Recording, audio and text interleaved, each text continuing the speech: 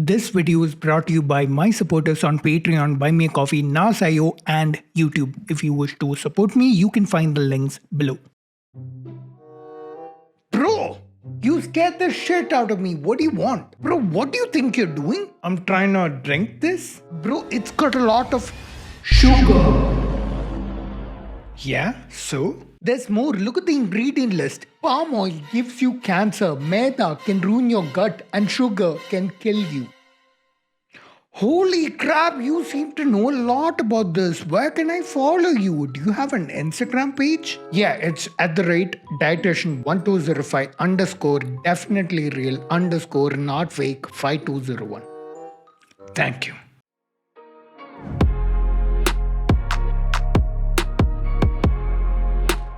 The instant I get bored for like 5 seconds, I instantly go on Instagram on my phone and start scrolling through reels.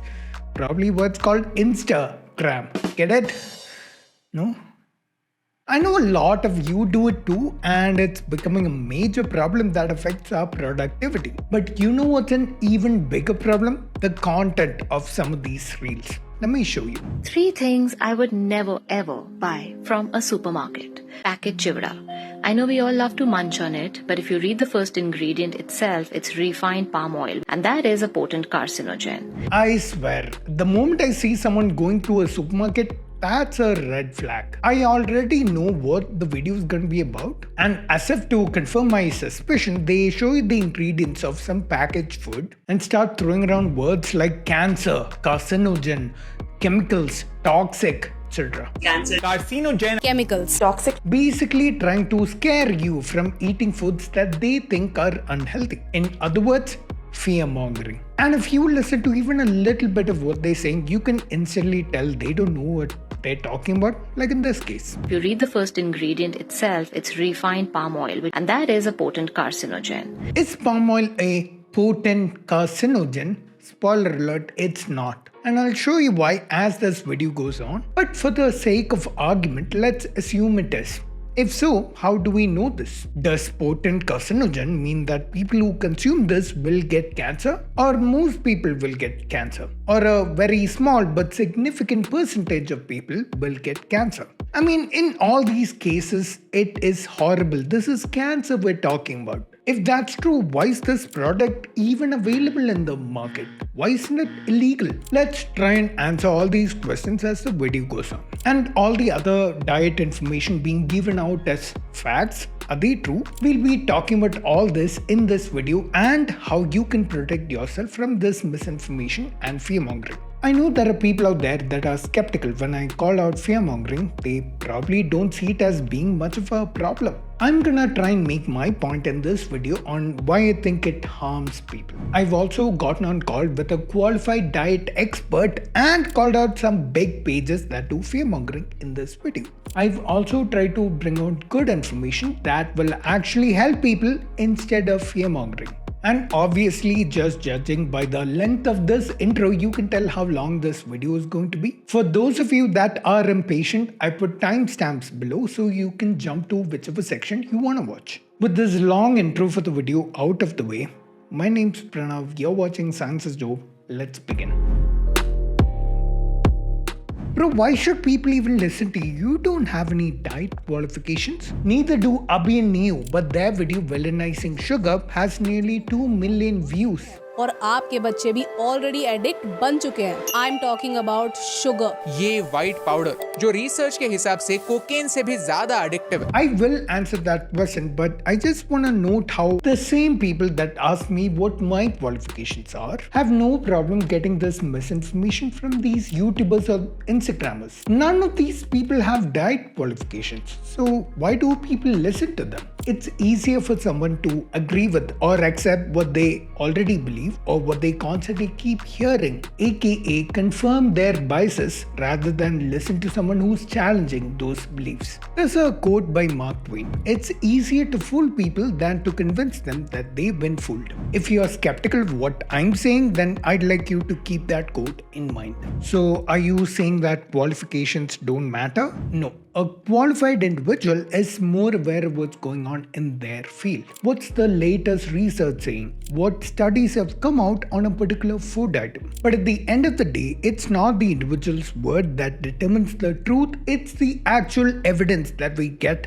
from research. Whenever you have one expert's word, it does not stand above what the majority of the scientific community agree upon. In fact, later on in this video, I talked to a qualified diet expert to learn about the latest evidence. There is one more reason why I'm particularly interested in doing this video. During most of my 20s, I was kind of obsessed with diet and working out. Not so much now, as you can see, I put on some body fat. But back when I was obsessed, I used what I knew to eat right and lose weight, and to manage my macro and micronutrients properly by listening to multiple experts. And this was a time before all this diet misinformation was all over social media. It was much easier for me to learn on my own. And I've self-taught myself most of the things about the science of diet, and so I can instantly spot red flags when someone gives out misinformation. I just think to myself, hey, is this consistent with all the other information I've heard? No?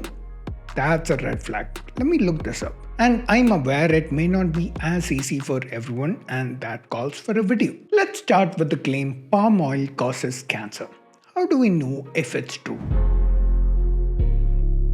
If you have a claim coming from diet or medicine, that's an empirical claim. And if you have an empirical claim, it has to be backed by evidence before you can say it's true. How do you get this evidence? By observing things and making conclusions. But in the case of diet, medicine, etc., these observations are not straightforward. You have to do research. That's how we know if a claim is true. But that's also where we start getting problems. What all research, all studies do is isolate the factor that they think leads to the end result and make sure that no other factors influence that end result. For example, take the claim about palm oil. What has been claimed is that palm oil is highly carcinogenic to humans. Carcinogenic means it gives rise to cancer. To show this, you need to have a bunch of test subjects that have had foods that contain palm oil and a similar group that contains test subjects that have foods that contain no palm oil. These studies have to be randomized and blinded as well. If at the end of the study we can conclude that the first group has had higher incidence of cancer than the second group, then we can conclude that the claim is true. But you can see how such a study would be extremely impractical. In fact, most research in diet is impractical like this because it's virtually impossible to isolate the study population to certain foods and make sure they don't have certain other foods. And how are you going to convince people to consume something that could be a possible carcinogen? You could if you were able to lock them up in prisons and control their access to food. But good luck getting such a study approved by the ethics board. As a result, most such studies are done on lab rats, mice, etc. In fact, this particular study showing that palm oil was carcinogenic to humans was from such a study, an animal study. I'll link it below for anyone who wants to read. Now, I'm not saying animal studies have no carryover to humans, they do. But you cannot conclude that they're carcinogenic to humans based on a study on rats, especially in this case, because palm oil is something that has been in our diet for decades. And in that time, we would have noticed a rise in the rates of cancers in the highest palm oil consuming parts of the world. But we don't. Here's a statistic I found. Indonesia is the highest palm oil consuming country in the world, but their cancer rates are significantly lower than the world average. In fact, I checked this for the top 5 countries that consume palm oil, and none have cancer rates much greater than the world average. Clearly, palm oil has very little impact on cancer rates. The video from this lady is designed to generate fear in the viewers. Fear mongering.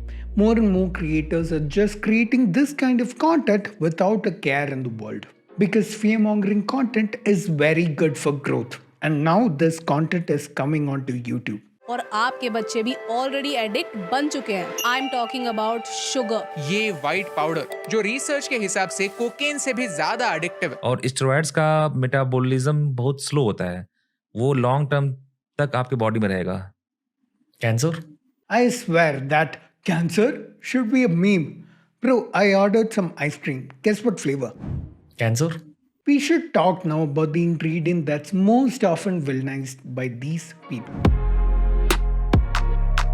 Sugar is tricky. You cannot be black and white with sugar. You cannot say it's good or bad. And here are the reasons. Added sugar and foods containing added sugar are actually easy to consume. Let me show you. This is a doodh peda, a traditional Indian sweet that I'm sure half of you are craving right now. And this is a banana.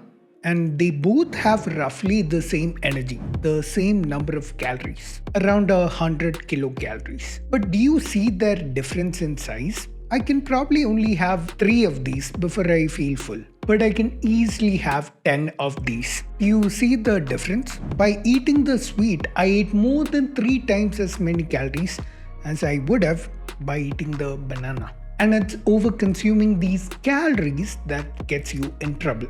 It increases your chances of obesity, insulin resistance, diabetes, lifestyle diseases, issues with heart health, etc. Obesity alone is a risk factor for many cancers. Okay, I understand now sugar is not the problem, over-consuming calories is the problem. Never thought I'd say this, but you're actually learning things and making me feel proud. Thanks, bro. And it's not only calories from sugar that can contribute to this, but calories from all foods. So it's not just sweets, but biscuits, cookies, soft drinks, oily foods, packaged foods, cheesy foods, etc. that are also the problem. Okay, can you say that again? I wanna take notes. Even the teaspoonfuls of sugar that you add to your tea or coffee or any beverage contributes to your calorie intake. And let's not stop there. Foods that are generally considered quote-unquote healthy also have calories in them. Stuff like brown rice and 100% whole wheat bread, they also have calories in them, which if you overconsume can lead to obesity. This is easy to understand when you see this visual example, but I've never seen any of those fearmongers explain it this way. Sure, they'll give you visual examples of how much sugar there is in foods, where the only conclusion you draw is sugar is bad, or this food is bad because it has a lot of sugar. They'll never talk about why sugar is bad. They'll just ask you to avoid these foods. That's it. Their job is done. They've got their new followers. They'll feel they delivered information. I'll soon tell you in this video why this kind of fearmongering is harming their audiences. But briefly here, I've seen people developing bad relationships with food and eating disorders because they've been told to stay away from or not eat some foods like the ones with sugar. It's actually really bad advice when you consider that your body can actually handle a high amount of sugar or calories in one go. Have you seen eating competitions where people are consuming tens of thousands of calories in one sitting? I mean, the average adult human male eats like 2000 calories a day. These people, they eat crazy amounts of food, burgers, pizzas, sometimes candy, you name it. This is Joey Chestnut, an American competitive eater who's been active for 18 years and is still active. No major health issues. And if you look at him or any other competitive eater, you'll notice that they're actually in great shape. And I've often wondered why none of these people get fat despite eating so many calories. I used to think that they had some kind of magic pill, but it turns out there isn't one. Just good old diet and exercise. And on average, they never eat more than the amount of calories required for their height and weight. Sure, on their training days and competition days, they eat a lot of calories, but they compensate for that by eating fewer calories on the other days. Their average calories are low enough that they never put on weight. In fact, I've never seen an overweight competitive eater. And if you're a healthy individual, all you have to do is stay below your average daily calorie intake and you'll never put on weight. So it looks like calories are the key. So if I just watch my calorie intake, is that enough? Man, that was grueling. What were you doing? Bro, I just burned 5,000 calories. 5,000 calories? How? Just left an entire batch of cookies in the oven and forgot I left it on. At least that helps me transition into the next question. What is a calorie? A calorie is a unit of energy. Whenever something is burnt, the heat produced can be measured in terms of calories. As a living being, we need energy to survive. That's because the cells in our body need to burn the food we eat to stay alive. People feel warm to the touch for this reason. There's no literal fire burning in our bodies, but the same kind of chemical reaction that happens in a fire happens in our cells. The carbon and hydrogen in our foods chemically combine with oxygen to release energy. And this energy is what is used in the cells. Basically, we need calories to survive and also do our daily activities, of course. That's why we eat food and breathe in oxygen. Now, all packaged foods are legally required to print how many calories they have in the food on the package. And any non-packaged foods that you buy, like an egg or a fruit, you can just Google and find out how many calories they have. But calories, unfortunately, aren't everything. Your body doesn't just need calories to survive. For example, there's calcium in our bones and iron in our blood. Where do you think we get calcium and iron from? From food, duh. You have to make sure you're getting all these nutrients as per their daily recommended values. Your body basically needs two types of nutrients, macro and micronutrients. Macronutrients are your carbs, proteins and fats. Only they contribute to calories. Micronutrients, also because your body needs them only in small quantities, are your vitamins and minerals. For example, calcium and iron are minerals. They don't contribute to calories, but they're important for different functions in our body. If you don't eat enough of them, you'll get deficiency diseases. All foods you eat will contain macronutrients, but how do you get enough micronutrients? Fortunately, it's actually fairly easy. Just eat enough fruits and vegetables, including green leafy stuff and root vegetables. Eat eggs. Eat meat. If you have dietary restrictions that won't let you eat some of these, supplement your diet appropriately with various supplements as per your nutritionist advice. You do this much and the micronutrients will take care of themselves. Basically, if you're eating a very balanced diet with a variety of foods, you don't need to overthink about micronutrients. I'd say 80% of what you eat should ideally be unprocessed foods. And unprocessed foods just mean that they are available to eat in the same form that they are in nature. For example, fruits, vegetables, eggs, or chicken breast. While examples of processed foods include things like chips, chocolate, most packaged foods, cake, etc. If you're eating 80% unprocessed foods, or at least minimally processed, and you're a healthy individual, then you don't need to overthink about micronutrients. You're getting them. If you have specific questions, consult a nutritionist. With that said, I'd say the only thing left to worry about are calories. Now here's how you find your body's calorie requirement. Go to a TDEE Calculator, that's total daily energy expenditure. I'll leave a calculator link in the description. Enter your height, weight, age, gender and activity levels and it'll give you an estimate of your daily calorie requirements. Remember, this is only an estimate. There's no actual way to know exactly what your daily calories are. The actual number may be plus or minus a few hundred calories in either direction. And one more thing, when I say calories, if it has a capital C, that means kilocalories. And if it has a small c, it's 1,000th of a capital C calorie.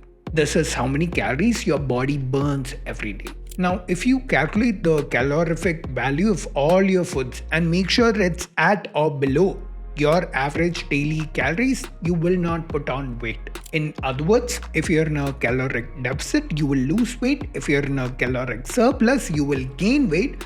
And if you're at caloric maintenance, your weight will stay the same. This will take some getting used to because you're dealing with a lot of estimates here. You're estimating the daily calories you need. You're estimating the calories in foods. So it's easy to go wrong, but it can be done. This method can be used to gain weight or lose weight. If you consistently eat less calories than your body needs, you will lose weight and vice versa. I've personally done exactly this to lose weight before. I won't go into the details here, but if you want to know, maybe I'll do a video on that in future. So comment below if you wanna see that video and I'll make sure I do it. Let's come back to sugar for a bit. There's another problem with sugary foods and high calorie snacks. They tend to be addictive, and here's why. Our bodies evolved for the hunter-gatherer lifestyle that we lived tens of thousands of years back, not for the city lifestyle we live now, where sugary foods and snacks are in plenty. Back then, it was rare to find such calorie-dense foods or something so sweet. The only thing back then in nature that would tend to be sweet were fruits. So developing a trait that helped us eat a lot of high calorie dense foods when we found them once in a while was beneficial, and so we evolved that way. But now this same trait is what makes us crave for or be addicted to sugary foods and snacks, which are in plenty now. Bro, what are you doing? Preparing to eat some addictive snacks? Okay, I hope you know this is supposed to be a family-friendly show. Yeah, bro, go ahead.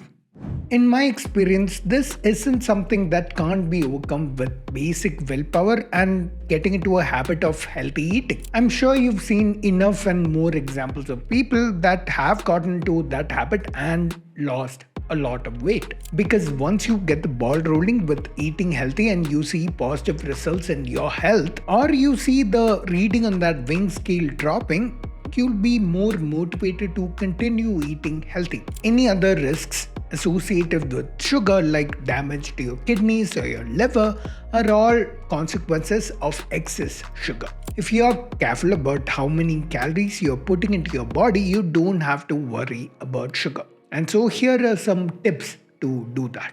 Pay attention to the calorie labels in packaged foods. Any packaged food is required by law to mention how many calories it has, how many proteins, carbs, fats, and some micronutrients. Pay attention to these before buying any food. Make sure you're not eating too many high-calorie foods too often. Eat low-calorie, high-volume foods. An easy way to make sure you're not overeating are to eat foods that are high in volume but low in calories. For example, the banana I ate earlier, that was high volume but low calorie comparatively. So I was full after eating like 3 of those, but I would have eaten a lot more sweets to fill up the same volume. These low calorie, high volume foods usually tend to be unprocessed foods or maybe minimally processed foods that aren't calorie dense, like 100% whole wheat bread. I eat these 80% of the time and anything else 20% of the time, and I find it easy to maintain my calories. The 20% can contain the opposite kind, that is low volume, high calorie foods like ultra processed foods or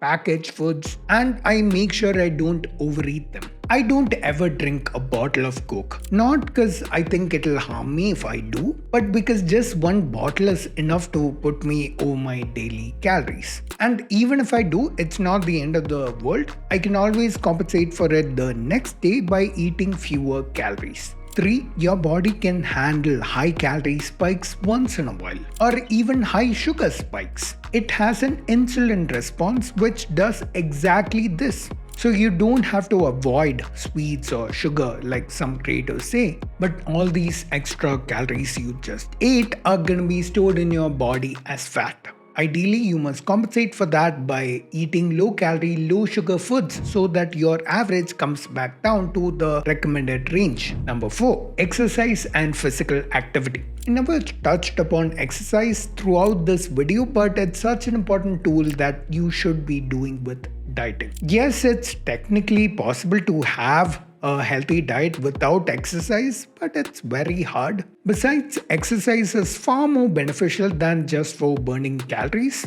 Assuming you're doing some regular weight training, you will build more muscle mass and you will build more bone density, stronger bones for life, which means you won't get fractures easily in old age. Your mental health will improve, your heart will get stronger and healthier. Exercise is a no-brainer. If you can do it, you should. And 5, pay attention to micronutrients. I've mentioned how to make sure you're getting your micros. Just eat unprocessed or minimally processed foods. I keep coming back to how our bodies evolved. They evolved in a world where there was only only natural and unprocessed foods. And we evolved to feel full when a certain amount of volume filled our stomachs. That usually meant we got enough calories. But today, with processed foods, you can eat a lot more calories before you feel full. The same with fiber. Unprocessed foods have a lot more fiber in them. The same with exercise. We didn't evolve in a world where we can sit all day in front of a screen and do our work. We got a good amount of physical activity every day. So in our city lifestyle, we'd be much healthier by adding all these into our lives. Now all this is applicable to the average healthy person who's watching this video. If you have special dietary restrictions or health requirements, please consult a doctor and don't take health advice or nutrition advice from someone on the internet,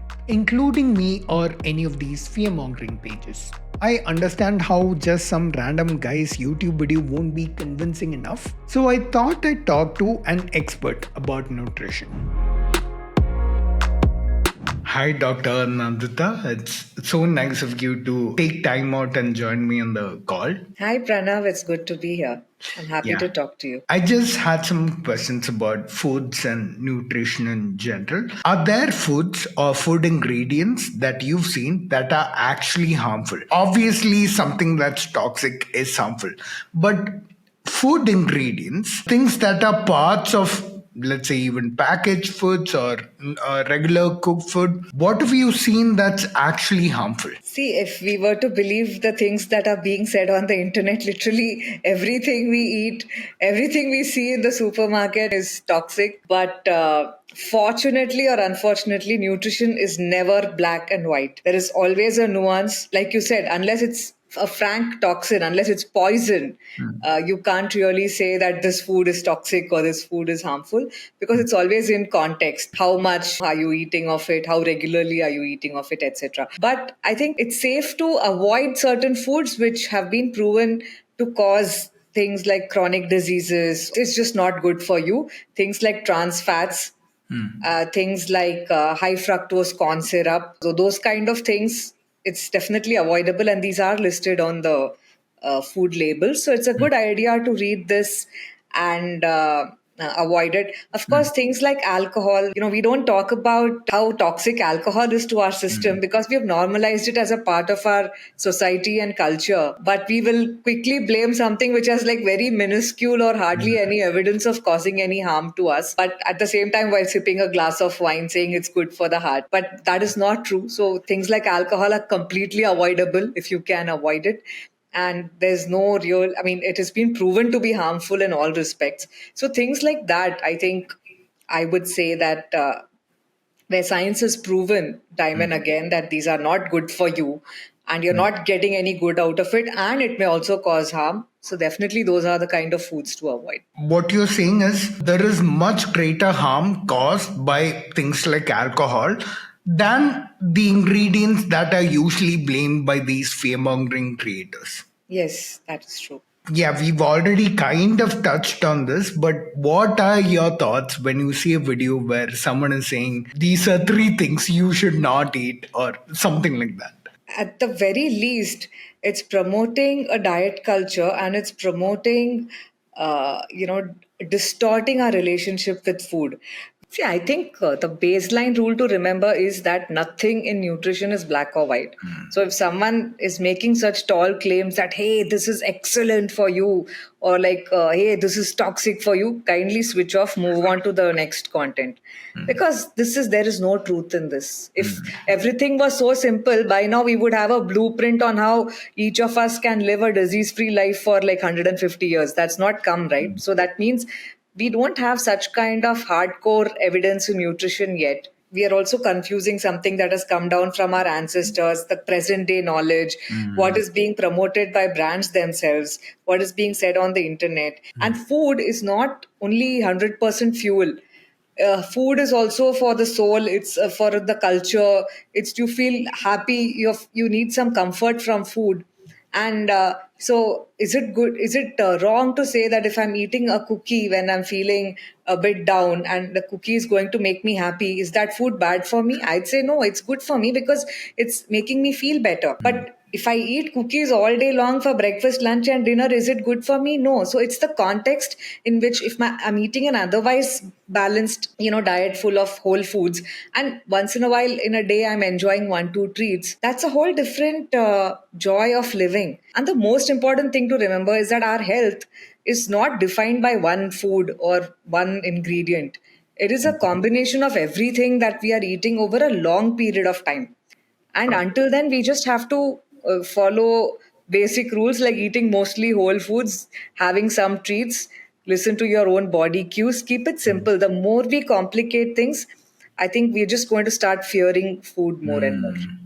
Let's say if a person is eating a calorie controlled diet, that is, on average, they never eat more calories than what their body actually needs. And they're also making sure they're hitting their recommended daily amounts in all macro and micronutrients. For such a person, does he or she have to worry about any diet borne diseases? Largely, that is the goal of most diets, that you're eating the right quantity of food and the right quality of food. So if your statement ticks both the boxes, then I say yes, it makes sense. Dr. Nandita also has a page on Instagram that I recommend you all follow. It's called Saffron Trail. She also often calls out these fear-mongering pages and gives good nutrition advice. And that call with Dr. Nandita was at least 4 times as long. She gave me some very insightful advice, but if I'd included that, the video would have been too long, so I've made it exclusive for my members. So support me on Patreon, YouTube, or Nas.io if you want to watch it. Speaking of fearmongers, I think it's about time we spoke about why they do such a thing in the first place. Have you noticed this ingredient in your seemingly harmless packet of noodles? Not really. According to this random study I found, it's actually toxic for your eyes. What? People who ate these noodles reported going blind. If a study says so, then it must be true. I better follow him so I know what other foods to unnecessarily worry about. Okay, maybe that skit was a little too exaggerated, but that's roughly what happens. People follow these accounts thinking they're getting legit information while wanting to know what other food items to be scared of. These creators, on the other hand, see their follower count going up like anything and think, oh, that noodles video did really well. What other ingredients can I demonize and make content? From the point of view of a creator, they believe they're doing a good thing, but they're not. They're depriving their viewer of something joyful in their life by saying don't eat sugar. Go ahead and eat sweets when you're celebrating an occasion or whenever you feel like. Just make sure that on average you're not exceeding your daily calories. Remember what Dr. Nandita said. There's no point overthinking about individual ingredients in food. Of course, don't consume things that have a proven negative impact on health, like alcohol, smoking, trans fats, high fructose corn syrup. There's no debate on these things. But if you're having or using some kind of oil, the amount of that oil is far more important and worth your attention than which type of oil it is. Any oil you take, if you consume it in excess, it can impact your heart health. But you can't avoid oils. They contain fats, which are an essential nutrient for your body, without which your body cannot function. A lot of hormones in your body have fat molecules as their basis. So to the creators, I'd say, instead of making a fear-mongering video telling people to avoid oil by telling them it's bad for their heart,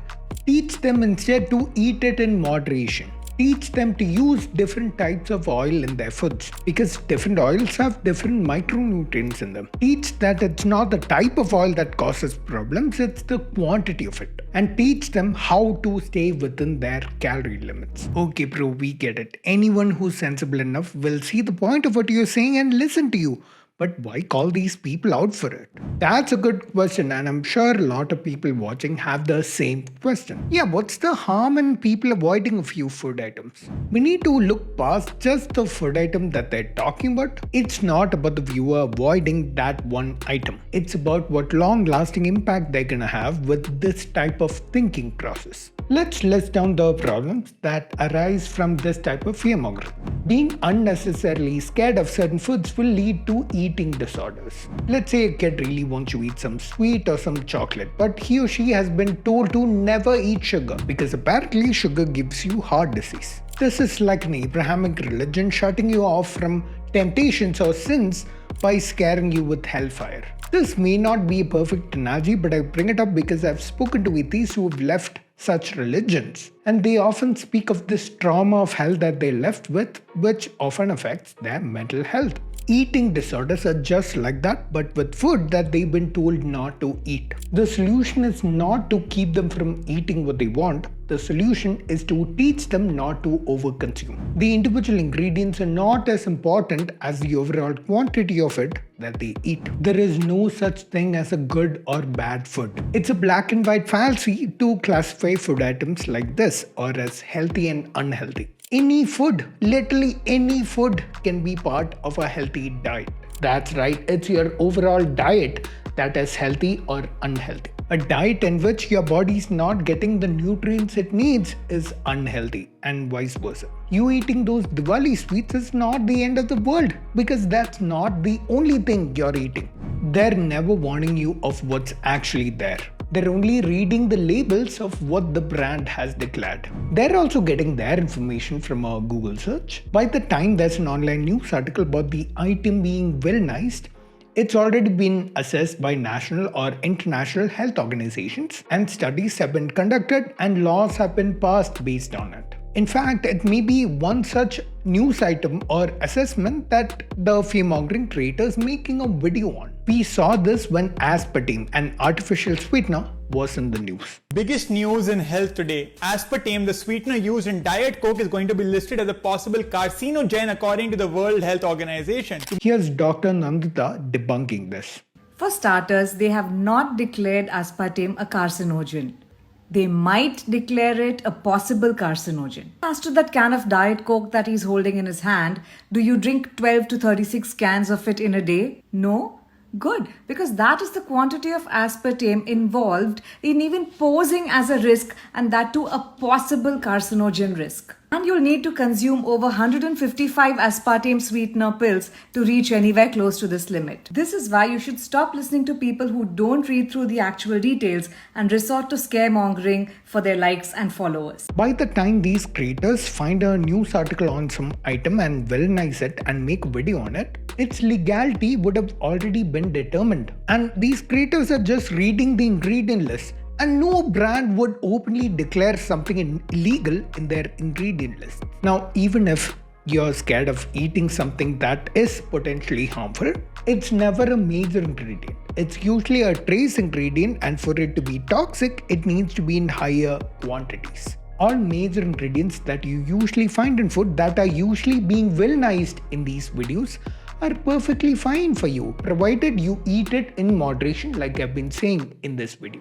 Number 4, you watch them and you get an impression that there are these few bad ingredients in your food and you avoid them and you magically get all healthy. No, that's not true at all. Food items that are generally considered healthy can also lead to obesity. I'll tell you how. Let's take something like brown rice. If you overconsume this, you're gonna put on weight. And with enough overconsumption, this can lead to obesity. You will be at just as much risk of heart disease or diabetes. But these creators will never vilify brown rice because that won't get them views. If you follow these pages, you're gonna get the misconception that only sugar or maida can make you put on weight. Not true. Anything that has calories in it can make you put on weight if you overconsume it. Which leads me to my last point. They are spoiling people's scientific temper. They don't teach people how to think rather than what to think.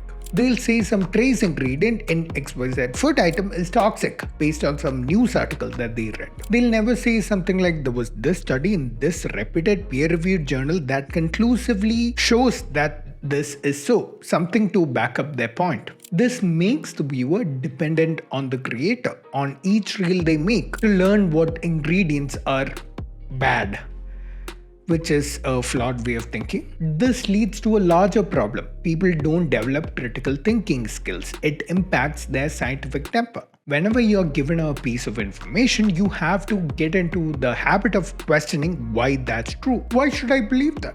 And only if you get a sufficient reason should you believe anything. This is the only way to think critically and develop a scientific temper. And people in this country desperately need that. We have people creating fake cures and cults around a supposedly divine personality, schools of astrology that claims to predict your future, but all they do is scam you out of your money, and an entire ministry for protecting the interests of non-evidence-based medicine. The only way to protect yourself from all these is to improve critical thinking and scientific temper, something these fear-mongering pages are actively working against. Is there any benefit from following these pages? No, they don't provide any kind of advanced warning for harmful ingredients. They only tell you what is bad, supposedly, not why it's bad. Following these pages only makes you unnecessarily afraid and start avoiding certain food items. Overall, these fear-mongering pages are nothing but harmful for you.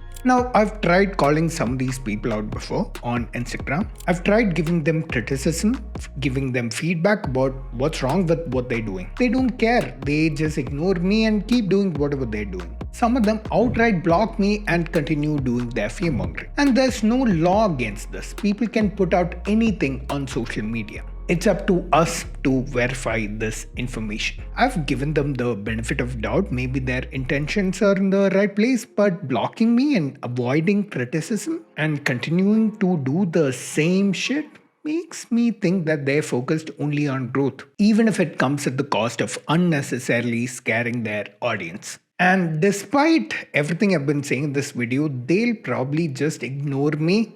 So what's the point of making this video then? They can't be allowed to keep doing this with absolutely no consequence. So let's give them a consequence. If they think I'm harassing them, they can sue me and fight me in court.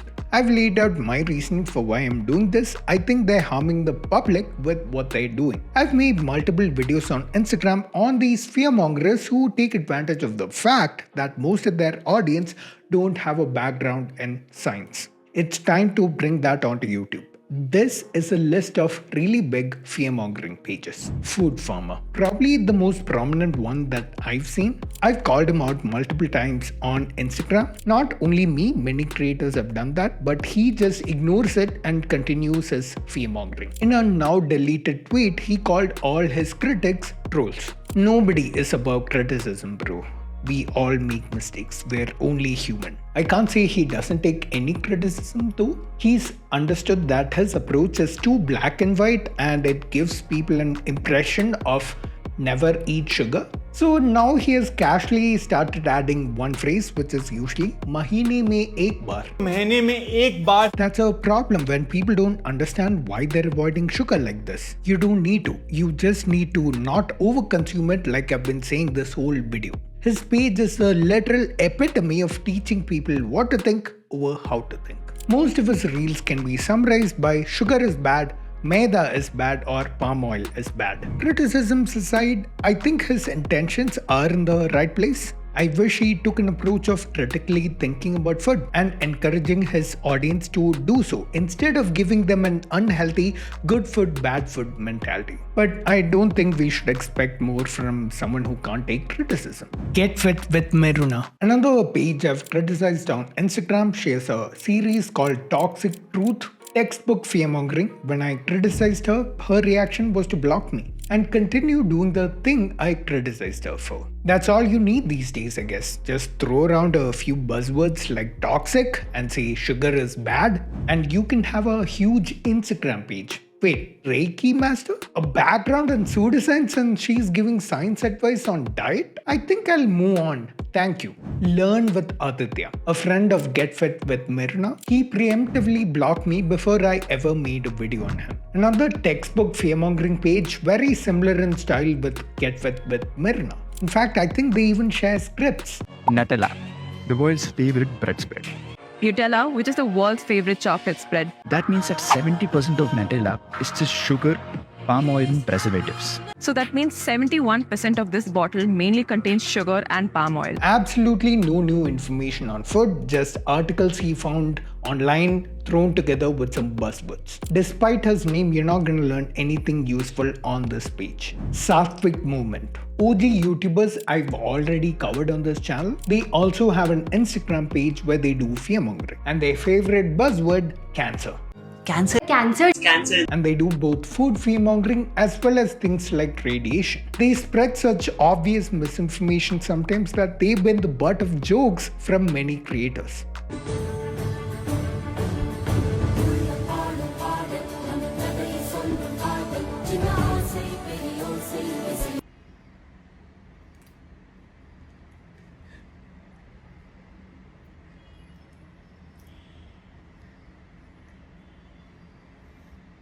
None of these people have any background in diet or nutrition, yet their entire page is on such topics. Forget diet, their poor understanding of even basic biology is painfully evident if you watch their videos. And they wanna give me diet advice. Give me a fucking break. I'm only gonna do these 4 names in this video because this video is getting too long. And I've learned from the comments that some people have an allergy towards content that's too long. But let me know if you like the section where I call people out by name. And maybe I'll do more videos of this because I've got a bunch of names. And I can't think of a better way of giving them a consequence for their fearmongering. I want you to be aware of certain terms that should raise red flags in your head. If they have any of these terms in their bio, then they have a pseudoscience background and you should be trusting their science advice. Terms like Reiki, holistic, integrative medicine, acupuncture or acupressure, or any of the Ayush disciplines, and that includes Ayurveda. If anyone has questions on why Ayurveda is a pseudoscience, I have an entire playlist on my channel that you can watch. Next, you should look for what is their basis of their advice. Sometimes it's something herbal, and often this is not clinically approved. I've seen pages that show videos of home remedies used in their families. They might even show some studies to prove their point. But are these studies published in a reputed peer-reviewed journal?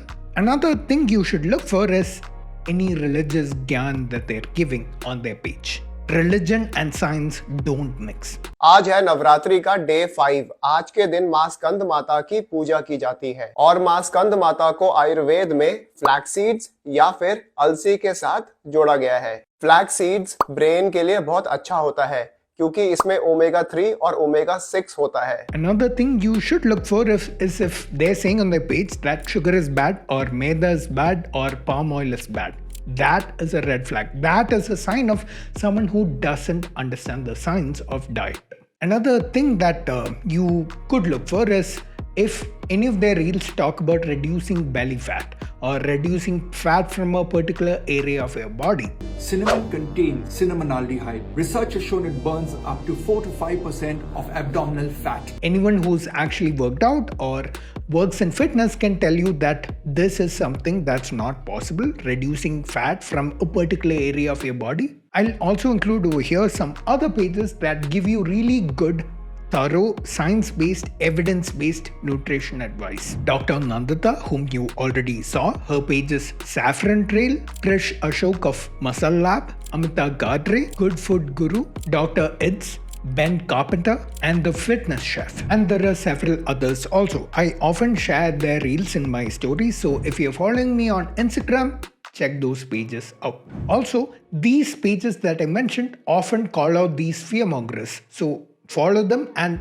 pretty soon you will get pretty robust information. You will have a pretty good idea of diet and nutrition. At the end of the day, all you have to remember is some really easy key points. There is no good food or bad food. There are only good diets and bad diets. Any food can be part of a healthy diet. And a healthy diet is one where you're getting all the nutrients your body needs in the right amounts. Stay away from things that have a proven negative impact on health.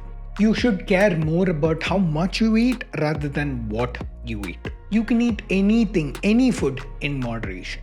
And this moderation should be in terms of calories and not the amount of food Remember, it's best if the food you eat is 80% unprocessed and 20% processed on average. This only needs to be a rough estimate. You don't need to be perfectly accurate with this. This also ensures that you will get all your micronutrients. I've not really spoken about things like fiber and exercise and their roles in diet and health in this video. That's probably the topic for another video.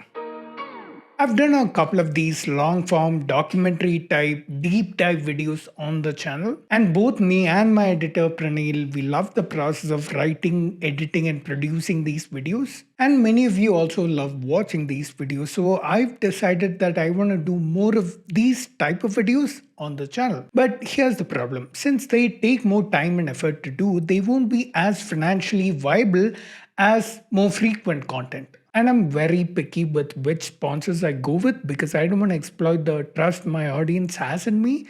I've only done like 2 sponsors this entire year so far. So sponsorship also is not a source of revenue I can rely upon. The only other option is to ask you guys to support the content directly. I've got multiple options listed below. You can give me a one-time support using one of these options, or give me continued support using one of these options, for which you will get perks that you see on your screen. I want to thank my highest tier supporters on Patreon and YouTube. If you support me in my highest tiers, you can get your name displayed on the video like this. If you like this video, you might also like this one where I explore the state of alternative medicine in India. I'll see you in the next one. Till then, remember, science is dope.